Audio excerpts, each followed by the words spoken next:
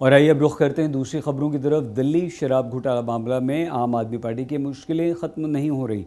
ED की तरफ से इस मामले में एक सप्लीमेंट्री चार्जशीट दाखिल की गई और इसमें आम आदमी पार्टी के राज्यसभा सांसद राघव चड्ढा का नाम आया। हालांकि राघव को आरोपी नहीं बनाया गया। इसके अलावा इस चार्जशीट में कई और भी खुलासे किए गए हैं।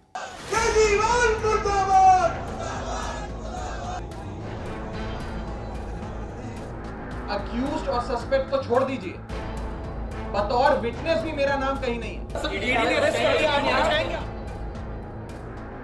दिल्ली के कथित शराब घोटाला केस में आम आदमी पार्टी की मुसीबतें लगातार बढ़ती ही जा रही है। दिल्ली आबकारी नीति मामले में ईडी ने अब एक और सप्लीमेंट्री चार्जशीट दाखिल की है। इस चार्जशीट में अब जांच की आंच आम आदमी पार्टी के राज्यसभा सांसद राघव चड्ढा तक पहुंचती नजर आ रही है। ईडी की चार्जशीट में कई बड़े खुलासे हुए हैं। चार्जशीट के अनुसार मनीष सिसोदिया के पीए सी अरविंद ने अपने बयान में राघव चड्ढा का नाम लिया है। सी अरविंद ने अपने बयान में कहा कि डिप्टी सीएम मनीष सिसोदिया के आवास पर एक बैठक हुई थी। इस बैठक में राघव चड्ढा भी मौजूद थे। चार्जशीट में राघव चड्ढा के नाम का जिक्र है, हालांकि उनका नाम आरोपी के तौर पर नहीं है। चार्जशीट में दावा है कि नई आबकारी नीति अरविंद केजरीवाल के ही दिमाग की उपज थी।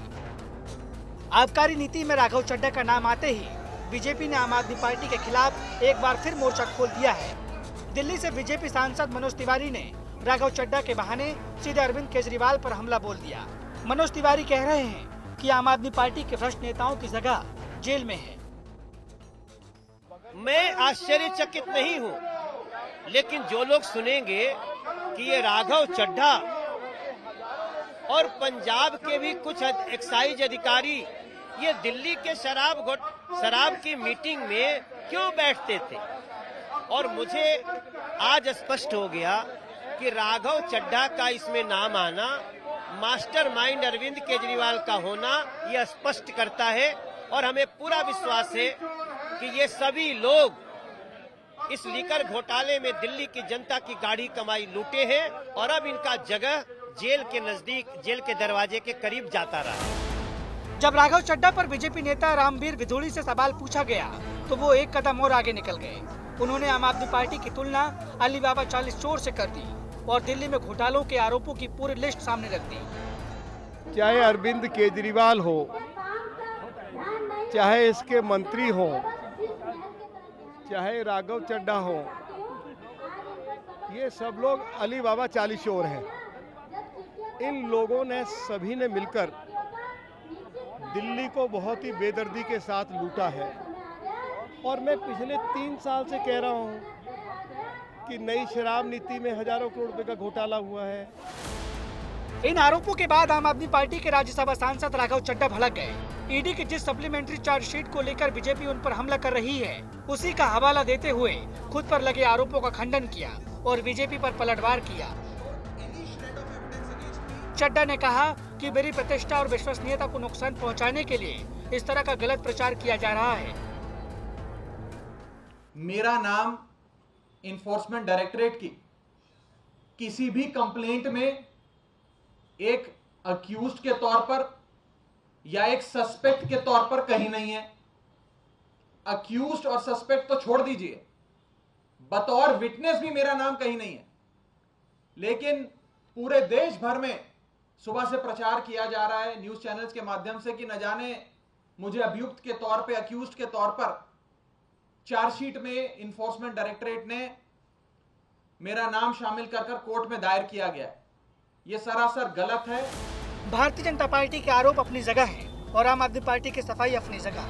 सच्चाई ये है कि दिल्ली की शराब नीति में हुए कथित घोटाले में आम आदमी पार्टी के नेता मनीष सिसोदिया पहले ही जेल में बंद हैं। अब राज्यसभा सांसद राघव चड्ढा का नाम आना पार्टी के लिए बड़ा झटका है। जिस तरह जांच की आंच एक एक करके आम आदमी पार्टी के बड़े नेताओं तक पहुंच रही है, इससे साफ है कि आम आदमी पार्टी की मुश्किलें और बढ़ने वाली है। आज तक ब्यूरो। जालंधर लोकसभा उपचुनाव में प्रचार की तरह तरह के रंग देखने को मिल रहे हैं। एक तरफ जहां कांग्रेस नेता सुखपाल खैरा और अकाली नेता बिक्रम मजीठिया आपके मंत्री लालचंद कटारू-चक के बहाने सीएम मान पर निशाना साध रहे हैं, तो वहीं दूसरी तरफ पंजाब के पूर्व सीएम और कांग्रेस नेता चरणजीत सिंह चन्नी का रिक्शे वाला रंग भी देखने को मिला। कांग्रेस प्रत्याशी करमजीत कौर चौधरी के प्रचार के दौरान चन्नी रिक्शा चलाते हुए दिखे। चन्नी का ये वीडियो सोशल मीडिया में तेजी से वायरल हो रहा है। वहीं सीएम मान भी कैबिनेट मिनिस्टर लालचंद कटारू-चक के मुद्दे पर डैमेज कंट्रोल दिख रहे हैं। आरोप प्रत्यारोप की रेस में किसने क्या पाया दिखाएंगे आपको। उससे पहले आपको ये बता दें कि जालंधर के लोकसभा उपचुनाव के लिए 10 मई को वोटिंग होगी, 13 मई को परिणाम घोषित किए जाएंगे। फरीदकोट में गुंडागर्दी का एक वीडियो सोशल मीडिया में तेजी से वायरल हो रहा है। वायरल वीडियो में 20 से 25 लोग तलवार, लाठी, डंडों के साथ एक घर पर हमला कर रहे हैं। क्या है पूरा मामला, देखिए इस रिपोर्ट में।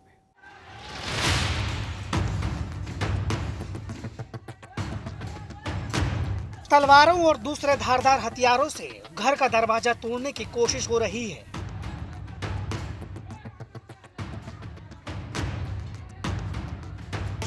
लोहे की रॉड और डंडों से तोड़फोड़ कर रहे हैं। कुछ लोग घर में घुसकर उत्पात मचा रहे हैं। ये तस्वीरें फरीदकोट के माईखाना मोहल्ले की है, जहां 20 से 25 बदमाशों ने एक घर पर धावा बोल दिया और फिर जो हुआ वो आपके सामने है।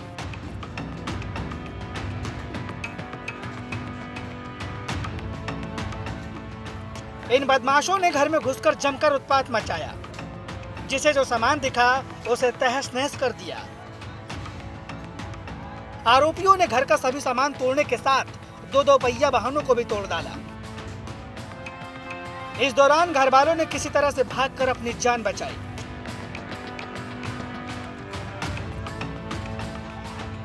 सिटी फरीदकोट पुलिस की तरफ से एफआईआर नंबर 157 दर्ज की गई सेक्शन 458, 427, 506, 148, 149 आईपीसी के तहत। और क्योंकि जो इसमें दोषी हैं वो जानलेवा हथियारों के साथ उन्होंने घर पे अटैक किया, घर का सारा सामान तोड़ा, तो इसलिए पुलिस की तरफ से 307 आईपीसी के तहत लगभग 13 व्यक्तियों को गिरफ्तार किया गया है। इस घटना के बाद एसएसपी हरजीत सिंह खुद ने मोर्चा संभाला। पीड़ित की शिकायत पर आरोपियों के खिलाफ केस दर्ज किए गए हैं और तुरंत ही आरोपियों के खिलाफ पुलिस का एक्शन शुरू हो गया। पुलिस ने अब तक सभी नामजद आरोपियों को गिरफ्तार कर लिया है। साथ ही पुलिस ने साफ कर दिया है कि किसी को भी कानून व्यवस्था से खिलवाड़ करने की इजाजत नहीं दी जाएगी। पुलिस ने जवाबी कार्रवाई में जल्दी से जो है अपनी टीमें जो है दोषियों को पकड़ने के लिए अलग अलग जगह पे भेजी और 13 व्यक्तियों को सिटी पुलिस ने गिरफ्तार किया है। उसमें मुख्य तौर पे पवन कुमार, गोल्डी, राजवीर सिंह, सुखप्रीत, धर्मप्रीत, जो कि खुद भी बाजीगर बस्ती के रहने वाले हैं, इन्होंने अपने और दोस्तों को इकट्ठा करके विनोद कुमार के घर में जाके जो कि पूरे तरीके से हर सामान की इन्होंने तोड़फाड़ की। घटना के पीछे का कारण पीड़ित का भाई रोहित कुमार बताया जा रहा है, जिस पर पहले से ही 2 मुकदमे दर्ज हैं। आरोप है कि आपसी रंजिश में उसी ने अपने साथियों के साथ मिलकर वारदात को अंजाम दिया। फरीदकोट से प्रेम पासी के साथ आज तक ब्यूरो। भीषण गर्मी, गर्म हवाओं वाला मई का महीना शुरू है, लेकिन इस बार मौसम कुछ यूं मेहरबान है कि मई के महीने में पंजाब समेत उत्तर भारत के कई राज्यों में झमाझम बारिश हो रही है। पिछले 36 वर्षों में ऐसा पहली बार हुआ जब चंडीगढ़ का अधिकतम तापमान सामान्य से लगभग 10 डिग्री सेल्सियस तक लौट गया। मौसम विभाग ने अगले 2 दिनों तक बारिश का येलो अलर्ट भी जारी किया है।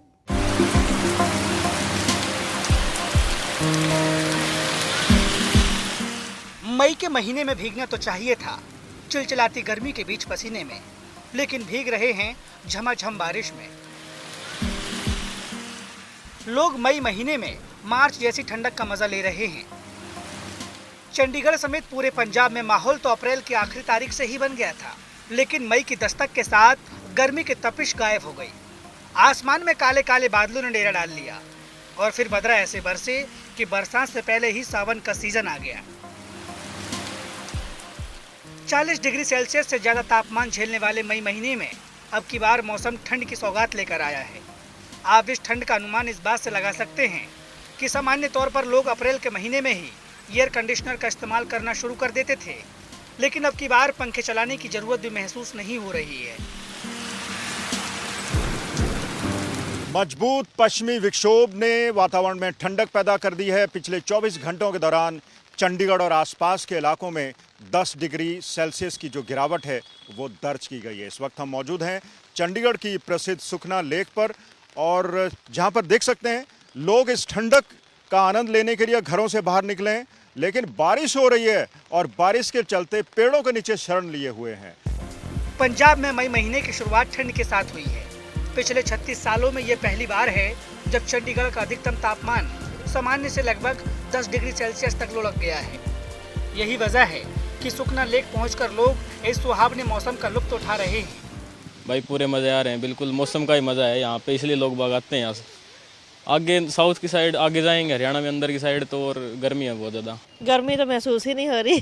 अच्छा, हाँ जी, अच्छा लग रहा है। अपनी ज़िंदगी में मई महीने में इतनी ठंडक पहले कभी नहीं देखी, पहली बार ये सुहावना मौसम बना है, इसलिए घूमने फिरने के बहुत बढ़िया मौसम है ये। नहीं तो मई महीने में घर से बाहर नहीं निकल होता था। मौसम विभाग ने पंजाब में आज के दिन ऑरेंज अलर्ट जारी किया है। पंजाब के कई हिस्सों में 50 किलोमीटर प्रति घंटे की रफ्तार से तेज हवाएं चलने की संभावना जताई गई। इसके अलावा आने वाले कई दिनों तक बारिश की संभावना भी है। मौसम विभाग ने 2 से 3 मई तक येलो अलर्ट जारी किया है। पहाड़ों का असर भी जो मैदानी इलाकों पे पड़ता है, खास करके जो बिल्कुल पंजाब और हरियाणा में, क्योंकि ये बहुत ही साथ जो इलाके लगते हैं, इस वजह से जो लगातार बारिश की वजह से, क्लाउडीनेस की वजह से जो तापमान है, जो दिन के तापमान है, उनमें काफ़ी गिरावट दर्ज की है। अगर कल देखें तो अगर पिछले 24 घंटों में जो टेम्परेचर रिकॉर्ड किए गए तो हरियाणा के लगभग सभी जगह पे जो टेम्परेचर है वो 12 से लेकर 15 डिग्री तक जो है वो टेम्परेचर कम रहे। कुछ एक जगह पे जो टेम्परेचर थे वो 16 से 17 डिग्री भी जो नॉर्मल से कम रिकॉर्ड किए। मौसम विभाग के मुताबिक ताजा पश्चिमी विक्षोभ का असर पंजाब के साथ साथ उत्तर पश्चिम भारत के कई राज्यों में देखने को मिलेगा। अगले कुछ दिन तापमान में गिरावट बनी रह सकती है, यानी तकरीबन मई का ये पहला हफ्ता कूल रहने वाला है। 15 दिन का समय है, उसमें ठंडक बरकरार रह सकती है, लेकिन 14 तारीख के बाद तापमान में थोड़ी थोड़ी करके जो बढ़ोतरी होगी और मई महीने के अंत में जो हीट वेव कंडीशंस भी कहीं कहीं देखने को मिल सकती हैं। फिलहाल मई का आधा महीना ठंडक रहेगी और लोगों के लिए राहत लेकर आएगी। कैमरा